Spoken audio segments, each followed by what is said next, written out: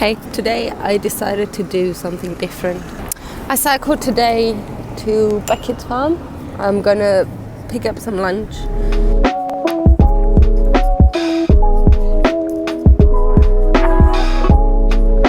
Okay, let's pick up some lunch.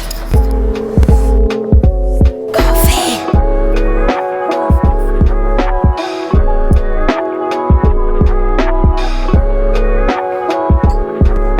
Okay, I'm back. I got some strawberries. My boyfriend really likes sauces and jams.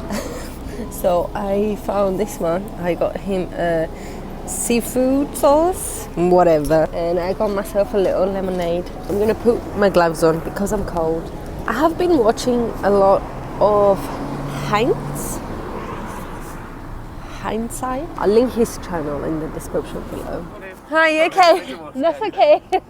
But he's been very inspirational to me. He's a lovely guy. He said to me once, if you want to do something, just go ahead and do it. I'm taking his advice because I have been meaning to start a YouTube channel, but I've constantly been putting it off.